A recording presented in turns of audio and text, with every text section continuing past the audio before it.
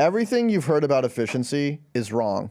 You'll listen to a podcast, a video, a lecturer, and they're going to tell you how to be smarter, work harder, go faster, and it's all bullshit. On today's episode, we're telling you why your quest for efficiency is actually leading you astray. And perhaps causing the downfall of society. We might go there. Let's get into it.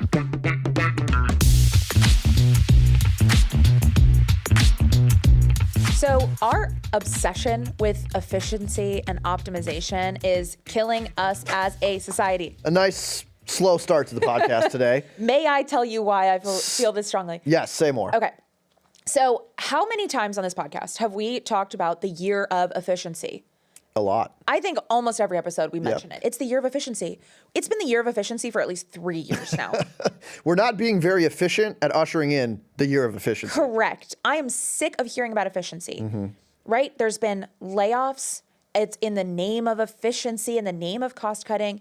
There's been an increased use of AI to replace people's jobs, although I don't think that's actually happening as much as we were afraid it would. But still, the idea is, how do we make more, faster, cheaper?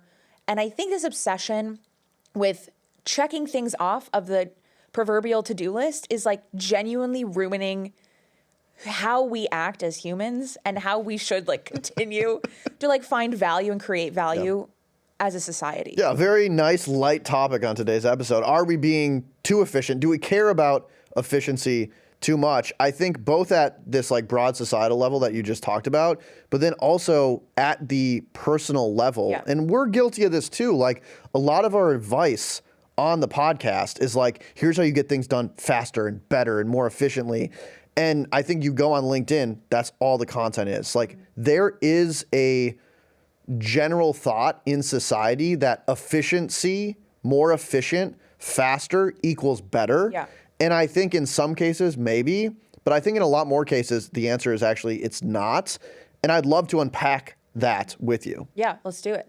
So, well, tee us up. I mean, you're the one who really was like fired up about this. So like, what got you fired up? Like, what do you think we're getting wrong here? So I don't want to get too into AI right now because I think that's something that we want to revisit in the future and have like a little bit more in-depth conversation about. But I think it is the conversation around implementing AI that has really been kind of pissing me off a little bit, because I think it's this idea that like, oh, you don't have to think anymore. Just use AI. You don't want to write an email? Use AI.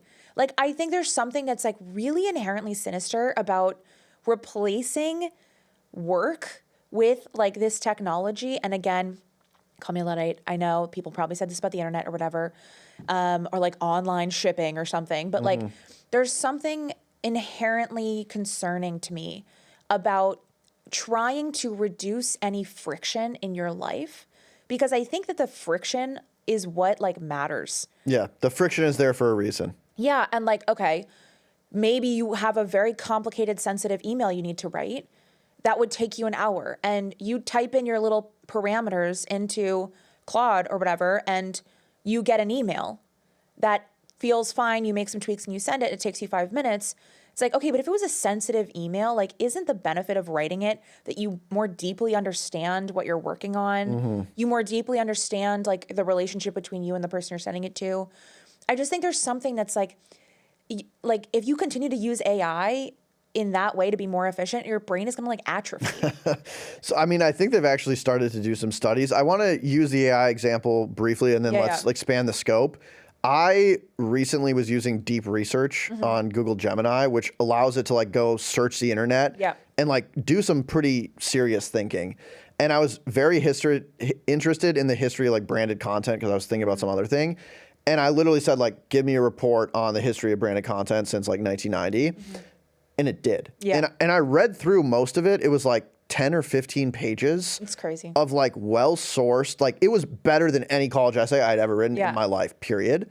And that to me, I think is what you're getting at. We can get to the output we desire, which is this really good report, faster. But really what we're trying to accomplish when you put together a report is not speed, it's understanding. Yeah. I got to the location I needed to go faster, but once I got there, if anyone asked me a question about what this actually is, I would have no idea.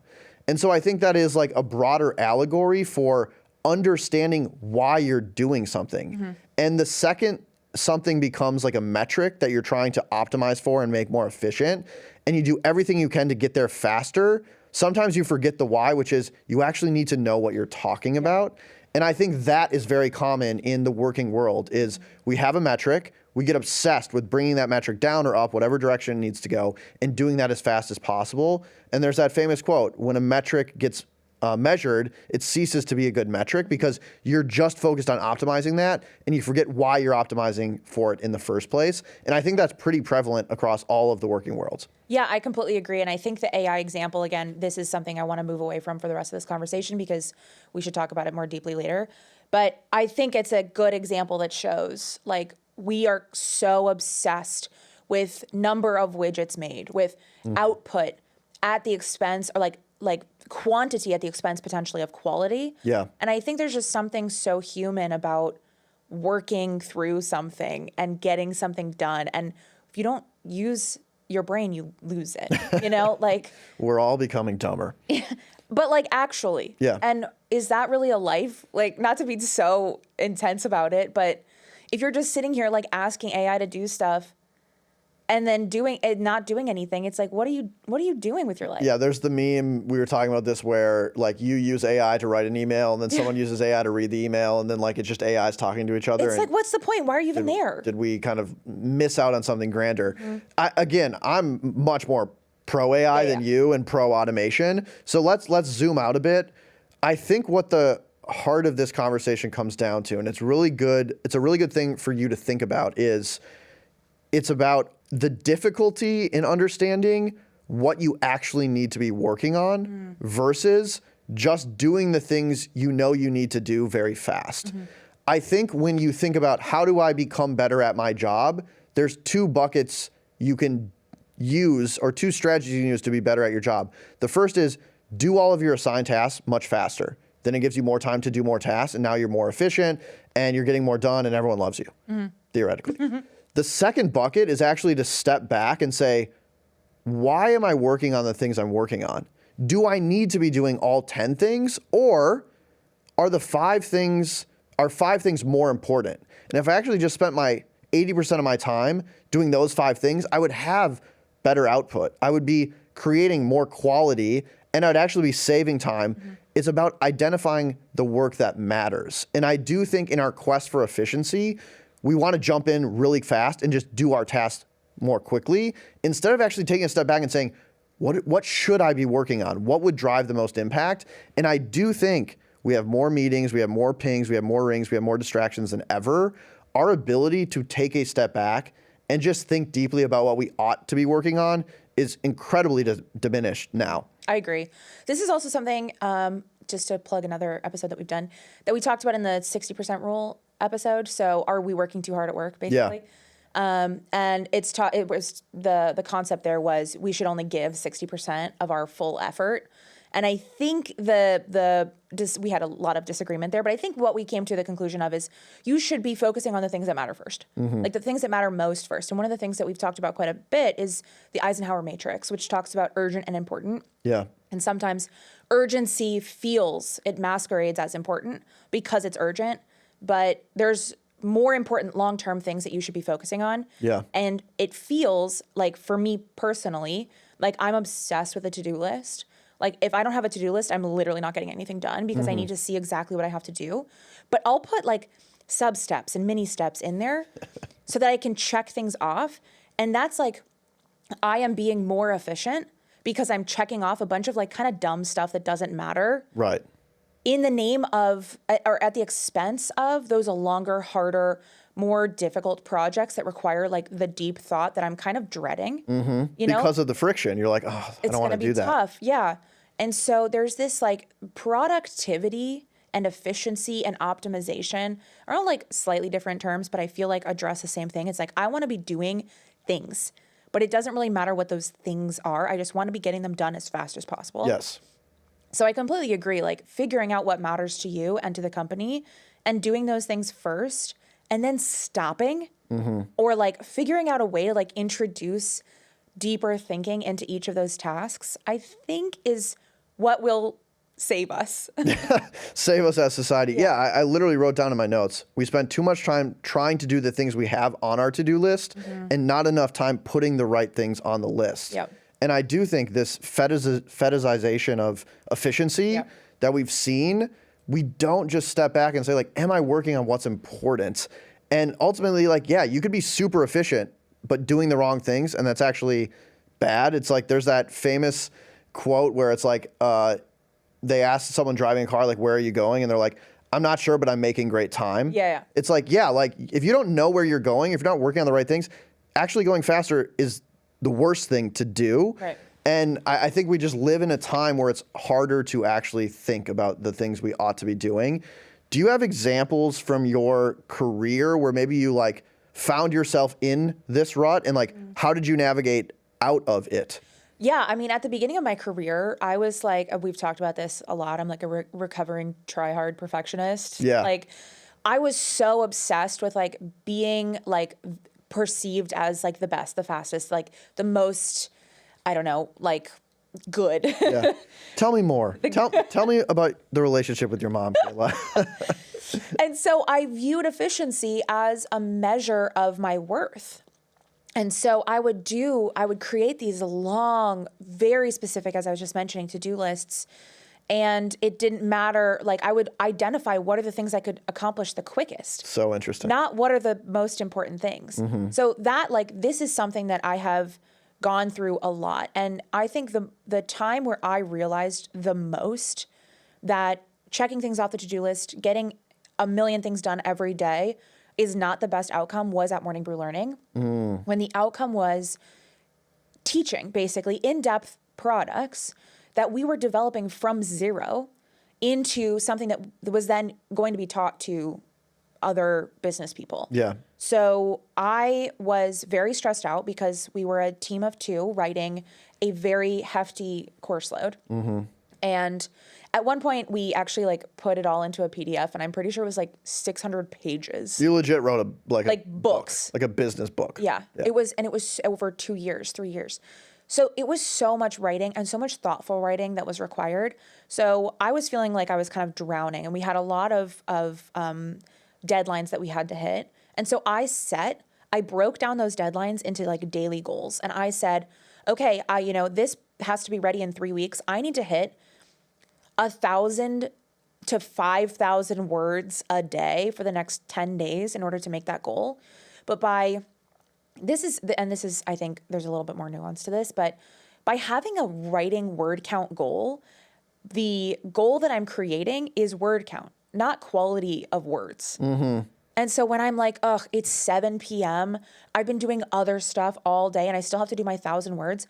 Those 1,000 words, I'm churning them out in 45 minutes. And let me tell you, they're not that good. Yeah. You're being super efficient, but it's actually shitty work. Exactly. Yeah. And so then you look back, a few days later and you're like, oh my gosh, like that was like, I have to redo all of this because I set myself up into this like path that then I had to continue to dig myself out of this hole from the shitty 1,000 words. And now every 1,000 words is trying to explain the shitty 1,000 words. And it's so that was really hard. But sometimes, I think it really depended on my like frame of mind. Sometimes having that, I just need to get words down on the paper. And then I got into a flow state, and then I ended up writing 3,000 words, and 1,500 of them were actually really good. Yeah. So like the constraints were useful sometimes. So I don't want to be like, ugh, we should just meander all the time, because I don't think that's real either. Yeah. So I don't know. Like I have a weird relationship with efficiency now. Yeah, I mean, I have so many thoughts. One, I feel like I wish I knew you in high school because you would. No, you don't. we wouldn't be podcast co-hosts. Let's just say that. We would not be friends. But it reminds me of the people, like there was a certain like subset of people that were so focused on being the best, working the hardest, going the fastest, that I would see them spend so much time on like shit that like didn't move the needle at all. Yeah. And then there's another sect of people that are like, they just kind of do the important stuff and don't do anything else and get like a B+ or an A-. But like have so much other time to like think about other things or participate in other activities. And so I think that's still like it's interesting. I think that still permeates like the working world, where you can have this mindset of, I need to do everything fast and efficient.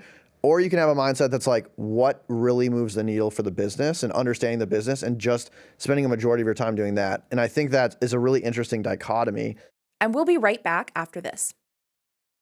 Okay, back to the show. The second thing you brought up is like the power of constraints. Yeah. And at least I'm not arguing in this episode that like efficiency is always bad. And I'm not saying that like working hard is not ideal.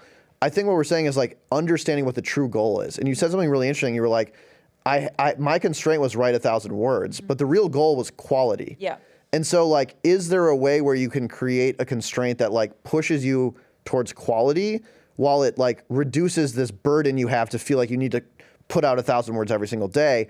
I don't know what that would look like, but to me, like that would be my tactic, is like actually understanding what you want to optimize for, and then like creating a constraint that guides you towards that, and not feeling the pressure of like missing 1,000 words. It ruins your day. You wake up the next day, you're pissed, you don't do good work. Like you can get in a bit of a spiral. Yes, I agree. And I would like, if I had the constraint that would optimize for quality, like I feel like we should sell it. Yeah. You know, like that would be the best. It's like, oh, simple. I solved it. Constraint is quality. Yeah. Yeah. But I think that the problem is like things had to get done. Like it wasn't just, there was so much pressure, and it's like, we're talking about efficiency as if we have control over how many tasks we have to do in a given day. Yeah.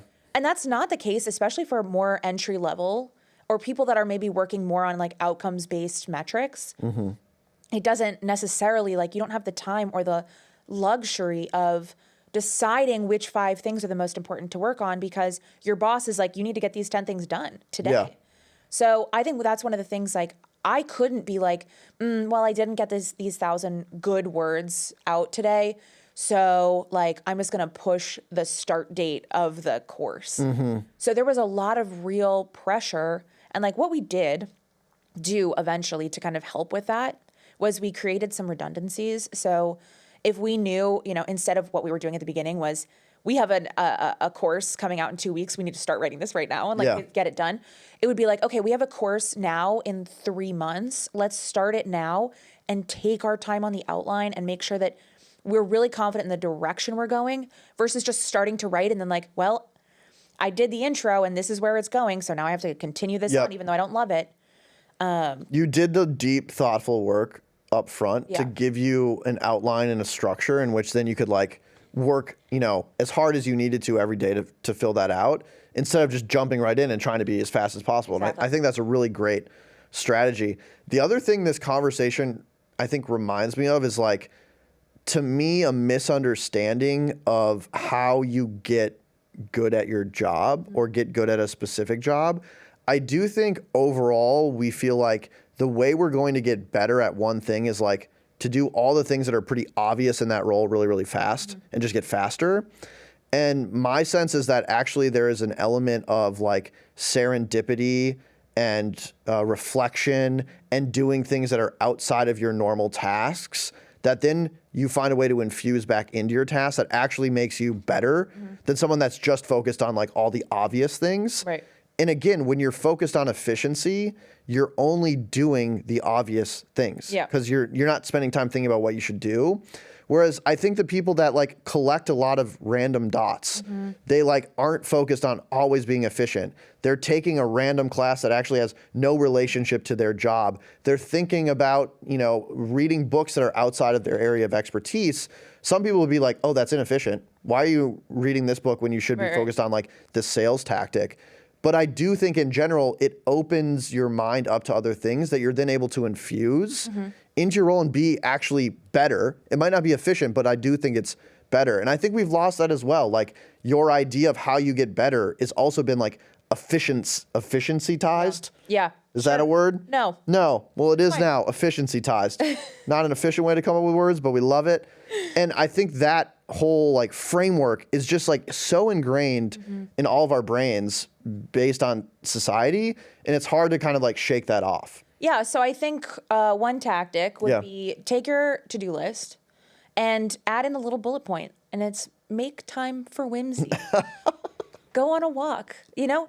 And I'm like mostly joking. Make time for whimsy is incredible. I'm getting that tattooed on my face. But like, I'm joking, but also not. I'm not. Yeah. You're actually going to tattoo it on your face. I'm making time for whimsy. But I think if we have been so programmed to view productivity as the main goal versus the outcome, like genuinely writing, take a walk today on your to-do list and then getting to cross that off, like might actually be a good way to like slowly start breaking away from that, like every single minute has to be optimized. I also think this is not just work stuff. Like optimization is hitting every part of our lives. Like even I think leisure time has to be efficient, whether it's I wake up at 4 a.m. and that's why I'm better than you because I do my cold plunge and my, green juice and whatever. And like I meditate and so like, great, fine. But it's like, why is every minute of every day have to be optimized? Even our like we've gone from like movies and docuseries to like 30-second, 15-second TikToks. Yeah. Like everything is efficient. Like I need to get as much content crammed into my face as fast as possible. Why, what is it called? Why use many word when few use word trick? Why use many minutes when few seconds will do? Exactly. Yeah. And so I think like something else that I've seen that this trend is in on my TikTok is like this idea that leisure time is the new luxury as like things are becoming like less, I don't know, exciting or important and trends become smaller and faster. Yeah. Being able to like relax and like, make bread from scratch and like go on a long 12-mile walk. Like that's time that's not being optimized. And therefore that's how luxurious is that you don't have to focus every single second of every day on being better, doing better. You can like just be like yourself and have like fun. Yeah. And I think that if we can reintroduce some of that like leisure time at work, I think we'd have a really positive change in creative ideas, creativity coming back to the workplace. Yeah. And not to bring up AI again, but I think this obsession with being as efficient as possible and doing as much as possible is like making it easier for AI to actually take our jobs. Like if we're taking taste, curation, creativity out of our day-to-day, why couldn't a robot just do that? You're not using your humanity at all. Yeah. That was such a rant. No, I actually love that last point. I think it's spot on and was really, really insightful. The first thing you were talking about reminded me of Google's famous 80-20 rule, which if you're not familiar with, Google would say 80% of your time should be on your core projects. 20% of your time should be on these innovative side projects, personal interests. And they actually have had a few successful startups come out of this idea of letting your employees like have unstructured play, essentially. And then, oh, wow, that's really interesting. I want to just explore that as a passion. It comes back to actually have business impact. So I would say like, if it's good enough for Google, it's probably good enough for you. Like if you can find a way to do this 80-20 structure on structure time, I think that would be quite helpful for everyone. Let's dive, I like that you introduced tactics. I want to dive into like a few more. So obviously everyone that's listened to this is now convinced that they're misguided. They've gone astray and they've come to Per My Last Email as their shepherd to guide them down a new and better path. Kaila, what ought they be doing? Well, I think if you're like me and you have had to break out of the productivity mindset trap, genuinely use your to-do list and those structures that you've created for yourself to break out of it. Like if you look at your schedule, if it is chock full of meetings, like start identifying times where your energy is flagging and maybe knocking things off your to-do list isn't the most effective, optimized way to, use that time. Take a walk, like go to a pottery class, do something different, go antiquing, I don't know, whatever. And like, just do something that's not that exact work, but still, even if you want to feel like I'm productive, like be thinking about a problem that you have, whether it's at work or not. And like, use that time to sit and think and do something different than just crossing things off. But if you make time for that, using the framework that you've already created for efficient work, I think that's like a nice way to like sneak it in, and then you can do it more authentically. Yeah, I love that. I have some tactics as well. Let's hear it. Because I did the classic ask someone a question that you actually secretly want to answer. First, there is a book that had a really profound impact on how I think about this stuff, which is called Make Time. And I would say it's like the book about productivity for like people that aren't obsessed with productivity. It's like a very human approach to this conversation that we're having. So Make Time, it's by Jake Knapp and John Zeratsky. We're not getting any affiliate dollars. Just go check that book out. So a few other tactics I have. I think I spot on. Like, go look at your calendar and just like see if there actually is any time you have in your day to think, to like walk, to just be thoughtful and like get out of the daily efficiency push. And if there's not, you need to change that. And so that might be a difficult conversation with your manager, but I think ultimately you'll be happier and your work will be higher quality. The second thing I would do is like an impact or like a lever analysis. So take an hour and think about, what am I actually trying to accomplish in my role? Or what is this business actually trying to accomplish? And then think, what are the 2 or 3 most important levers that I could pull that help me get to that outcome? And then try to only do stuff around those. Spend maybe 80% of the time just on those and 20% of your time with this like unstructured play. And I think you'd be surprised by spending less overall time, but more time on the levers that actually move the needle the most. You'll be better and you'll feel better and you'll have more time in your day. The other tactic is like, I'm a big like collecting dots. So like do stuff that isn't related to your job. Read books that aren't, oh, here's how to be the best marketer. Read a fiction book, read a history book, talk to friends that are in different industries. 1, you'll just be a more interesting person and you'll not get like caught up in the grind. But 2, I think there's always these really interesting nuggets you can bring into your own role. And then the last thing I'll say is, one of the traps of efficiency, doing things faster, getting more done, is you get assigned more work. Yeah. And so you will be working 8 hours a day or whatever it is, kind of no matter what. Because if you do things more faster, you're going to get more work. And so I think also spending time thinking about how you get your work recognized is important, because I do think that the people that are the most efficient, we've seen this, then they get more work. And that's fine if they want to do it and they're getting rewarded for it. But I've also seen a ton of people spend a ton of time getting really good, doing things faster, getting more work, and no one recognizes it.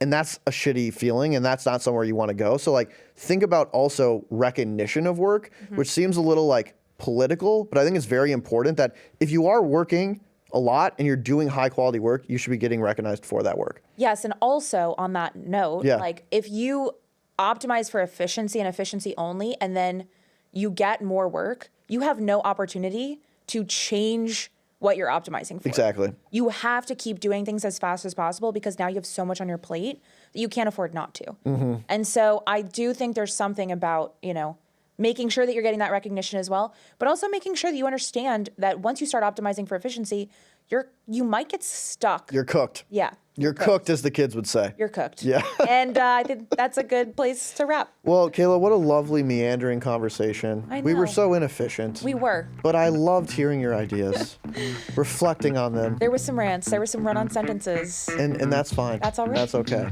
Let's roll the credits in the least efficient way possible, shall we? Let's do it. Every other word, we switch off. Our producer is Michaela Heck. Our technical director is Uchenna Ogu. Skate Gervasoni is a video editor. And our president is Devin Emery. This show is a production of Morning Brew. Thanks for listening, and we'll be less efficient with you next week. Have an inefficient day, everyone.